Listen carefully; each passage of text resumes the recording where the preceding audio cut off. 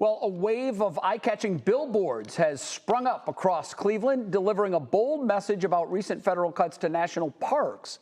The campaign aims to spotlight staffing reductions at Cuyahoga Valley National Park. Peter Fleischer speaks with the sponsor behind the billboards and has more now on the effect those cuts have had. The billboards, new this week, might appear happy at first glance, with "Greetings from Cuyahoga Valley National Park" in big, bold letters. But it's the slightly smaller message on the right side that Faiz Shakir, executive director at More Perfect Union, wants Ohioans to see the most. Now with reduced staff, made possible by DOGE. I think they're operating off the assumption that they can cut government services and that nobody will notice, nobody will care.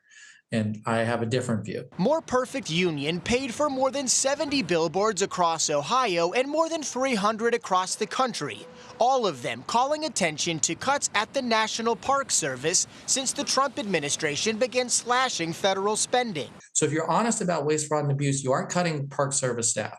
We're going after where there are actually huge amounts of money being wasted.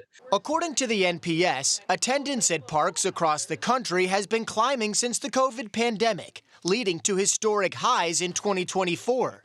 Reduced staff and resources could create a serious strain, even eliminating some services. You're likely to experience longer wait lines, more trash, all kinds of other issues. President Trump's proposed budget, published last week, would reduce funding to the NPS by more than $1 billion.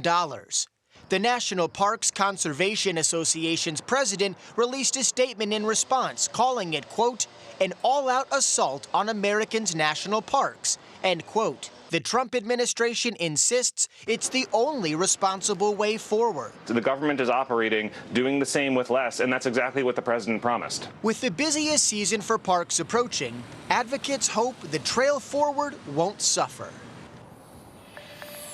I reached out to staff here at Cuyahoga Valley as well as the National Park Service to find out exactly how these cuts have impacted us here in Ohio. So far, we're still waiting to get those figures and numbers back. Coming up on 3 News at 5, I'll reveal the fear that park advocates have about how these funding cuts could affect the future. Jay? All right, Peter Fleischer live for us on 3 News at 4. Peter, thank you.